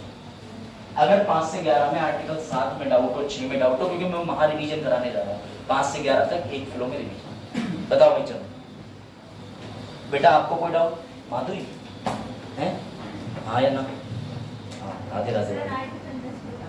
सर आर्टिकल 10 बता दे। ठीक, चलो वो तो समझ ही रहे क्यों पूछा गया। देखो भैया आर्टिकल 10 समझ लो। जिस तरीके से ड्राइविंग लाइसेंस रिन्यू होता है, जिस तरीके से बंदूक का लाइसेंस रिन्यू होता है, नागरिकता कभी रिन्यू नहीं होती जब तक आप नागरिकता का त्याग ना कर दो। कभी आपने सुना है कि आपके पापा 35 साल बाद कोई कागज लेके गए, बोले हम अपनी नागरिकता का रिन्यूअल करा दे वरना खत्म हो जाएगी? खत्म तभी होगी जब तुम आर्टिकल 9 के अनुसार किसी देश की नागरिकता लोगे, या फिर तुम किसी देश से हमारे यहाँ अवैध तरीके से घुसाओगे। अवैध तरीके से कौन घुस सकता है? सीमा हैदर जिंदाबाद। समझे बात को कि नहीं समझे? समझे तो लो भैया नियम पढ़ो फिर से। बनाते हैं महाचार्ट, ऐसे बनाओ 5 6 7 8 9 है आएगी। अच्छा है 1 घंटा 16। अच्छा हाँ टाइम तो हो ही गया, वो तो उन्होंने ही शुरू करी थी ना लेट, हम क्या कर सकते हैं। हाँ कोई नहीं, अपने तो 10:30 पे फिनिश करेंगे अभी टाइम। समझो समझो इधर पहले लिखेंगे अनुच्छेद 5 6 7 8 9 इतने पढ़ लें, पहले रिवाइज कर लें। चलो भैया अब जिस बच्चे से पूछूंगा वो बताएगा, ठीक? सतनाम भले ही गलत बताओ बेटा, प्रयास करो। आर्टिकल 5 की 3 परिस्थिति कौन कौन सी है? हाँ बताओ। आर्टिकल 5 में पहली बात तो ये सभी आर्टिकल नागरिकता कब तक देते हैं? 26 जनवरी 1950 पैदा होने तक। आपने अपनी कॉपी भी खोल लो, देख के भी बोल सकते हो, आप भी रिवाइज कर लो, लेकिन आंसर जरूर दो। क्या लगता है Satnam? 3 condition. Very good very good. संविधान लागू होने से 5 वर्ष पहले। मम्मी पापा, दादा दादी नहीं आएंगे, मम्मी या पापा। ठीक, ये परिस्थिति मत भूलना। आर्टिकल 5 में 3 परिस्थिति, 1 2 3। मैं इसीलिए कह रहा हूँ ऐसे चार्ट का आप चाहे फोटो ले लो, मेरे नोट्स जो है उसमें है, सब कहते रहते हो देते नहीं, नोट्स डाल दूंगा। इमरजेंसी में दोनों नोट्स डालने PDF और MCQ इमरजेंसी की PDF में सारे हैं, IS के PCS के। लगा लेना घर पे, 35 से 40 हैं, अभी लगा लोगे तो शायद समझ आ जाएंगे। 10 दिन बाद लगाओगे तो वो MCQ तुमसे पूछ रहे होंगे कहाँ था इतने दिन से, चट। समझ गए? तो ये ध्यान रखना। आर्टिकल 5 में परिस्थितियां ये रही। सर आर्टिकल 6 तक भारत पाकिस्तान बन गया था, इतना याद रखो, ऐसे लिख लो। तो सर इसको क्या बोलेंगे? प्रवास। सर इसमें पहली परिस्थिति क्या है? जन्मा। लेकिन सर जो आपने जन्मा बताया था उसके बगल में अविभाज्य। सर परिस्थिति 2 आ जाओ, मम्मी या पापा। ठीक, दोनों में से कोई एक। कहाँ? अविभाज्य। सर इसमें दादा दादी आ जाए, इसमें दादा दादी आ जाएंगे, इसमें दादा या दादी, तो दादी जो भी समझ जाओ। ठीक, दोनों में से कोई एक। कहाँ पैदा होना चाहिए? अविभाज्य। सर इसमें एक डेट और आ गई, जिन जिनको पाकिस्तान बने से भारत में आना है आना है आना है, भाग के आ जाओ। 1 जुलाई 1948। नहीं आ पाए तो 6 माह कहाँ रहना पड़ेगा? ये आर्टिकल 5 और आर्टिकल 6। इसमें देखो रटने वाली चीज ही है। अभी ये कंडीशन तो रटोगी तभी तो लिख पाओगे, लेकिन मैं अंडरस्टैंडिंग बनाने का प्रयास कर रहा हूँ। यशु समझ आ रहा है बेटा? चलो सर आर्टिकल 7 आपने बताया था पुनः।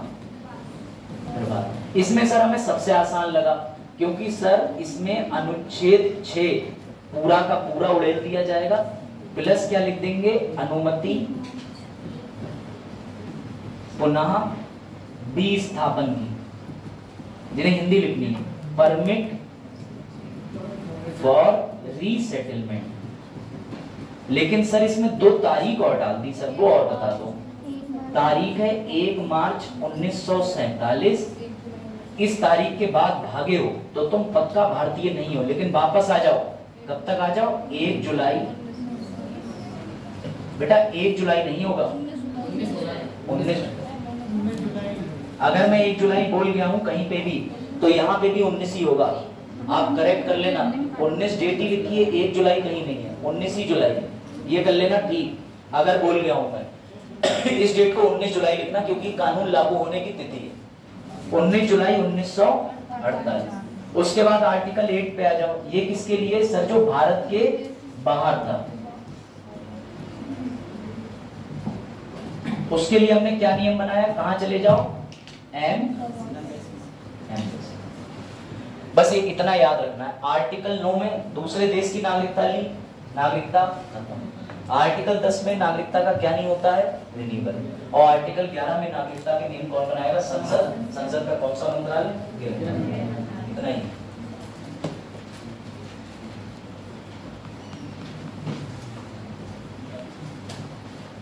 इससे ज्यादा इसमें पढ़ने की आवश्यकता नहीं। इसके बाद में जब हम कल इकट्ठे होंगे तो कल तो हम पढ़ेंगे पॉलिटी वो वाली, पुलिस वाली, ठीक। अभी जाते ही आप लोग बात कर लीजिए। दूसरी बात ये है, जब हम मंडे को मिलेंगे तो मंडे को मैं इसके बाद जो सिटीजनशिप एक्ट है उसमें 5 ही पॉइंट है, 5 पॉइंट अच्छे से लिखवा दूंगा, डेट है उसमें, ठीक है। हाँ भाई चलो,